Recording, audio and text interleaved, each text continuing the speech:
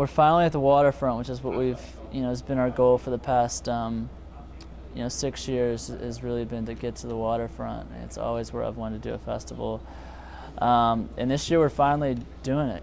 Forecsatle is an event I started when I was about 19. Is when I came up with the concept, and it was originally, believe it or not, a Louisville music camaraderie event. That's how I started it.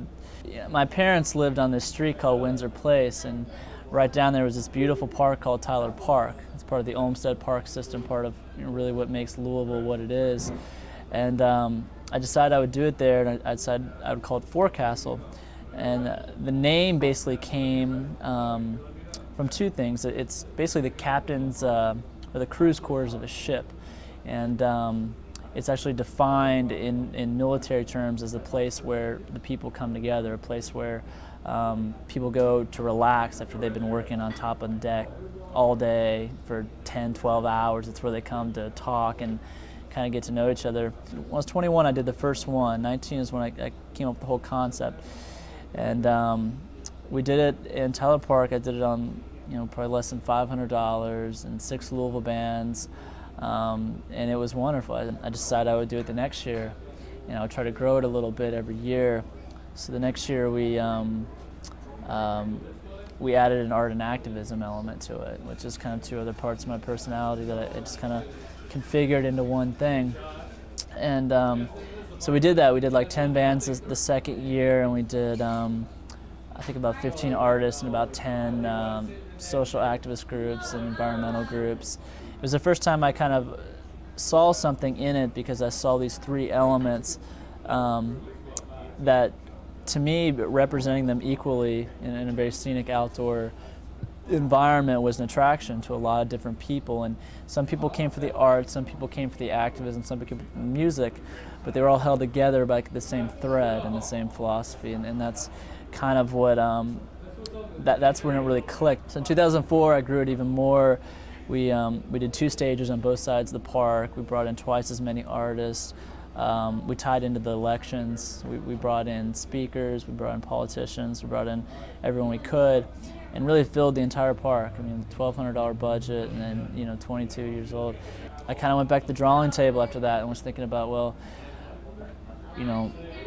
do I keep going with this or do I not? I was struggling at the time because I was doing my own music career, seeing myself go in this direction and that I wanted to go, but then I always felt in my gut that I had something with this festival that was different and unique, and there was nothing else going on like this in the country.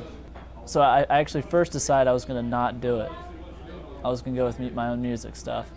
And then I was at Uncle Pleasant's one night talking to a guy named Bart Hare, ran a place called the Lava House that helped us out a lot in those early years. And I just remember almost like the look in his face when I told him it was so, that I wasn't going to do it anymore. And I ended up going home and deciding to do it again.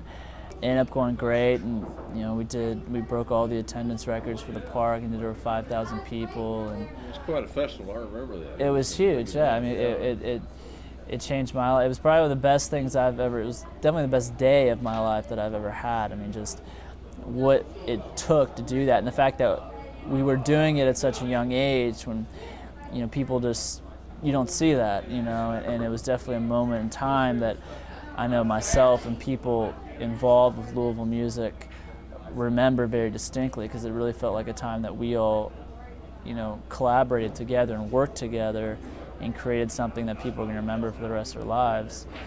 So anyway, we got done with that. We kind of got kicked out of the park system after that because it was so big. And then we went to Melwood last year, which was really cool. We did the first festival ever there.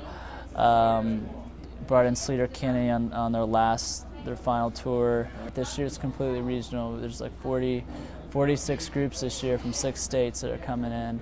And they're all focusing on different issues, but on a music level, I think people are going to be shocked when they see the lineup, because it's so incredible. I mean, I can't think of a better lineup that's been here in Louisville for a long time, that at least reaches my people, So it's incredible. Yeah, I mean, we have De La Soul, who's obviously legendary.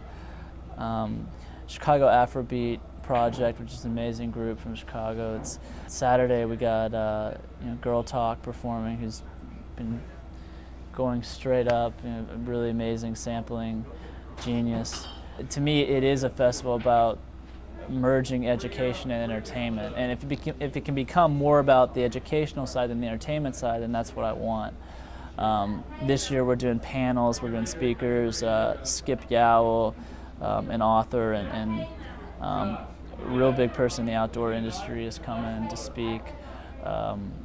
He's actually in charge of some nonprofits that we've been working with. So I think that's it. I mean, obviously, we're not politically motivated or anything, but we do want to change people's mindsets. And if we can, if we can make people think, about their actions every day and how that affects the environment and how it affects generations beyond them, that's what our goal is. Like I said, if we can just plant a small seed with people, a real small seed that they take home and that they learn from and that they grow from, and something maybe they teach their kids, then I think that's what's important.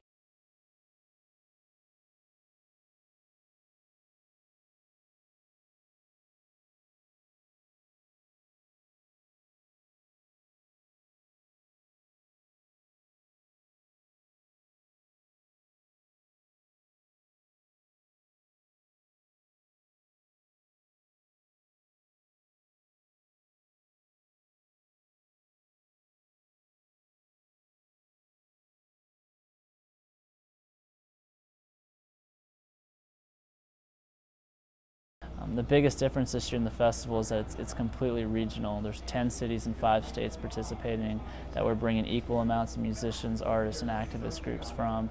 And we've almost turned into a science as far as the lineup, because I've studied it so intently and really been able to pick, the best bands I feel to represent each city. There'll be about 60 bands throughout the whole weekend. How many days is the festival? It's 2 days, but we have a third day that's kind of a kickoff party that starts all day. I consider it one of the days of the festival. It's all day, it's all night. What's the dates again? July 26th through the 28th. It's always the last week in July. Where can we find more information about that? Forecastlefest.com, Forecastle Fest.com. We have a lot of great artists. Cynthia Reynolds from Louisville, who's someone I've discovered recently. A sculptor who's actually going to be doing live work with clay down there. And I think we have 25 artists, and they're all regional too. We spent 2 months researching every single city and finding the artists and creating kind of a collective there that would work. So that's something I'm really excited about. If we can, convince a couple people to maybe change some of the things in their lifestyle, or just understand the way that your actions and your purchasing power, what you buy every day, that's the biggest thing. How that affects the world around you. That's what we need to teach people, so that would be huge.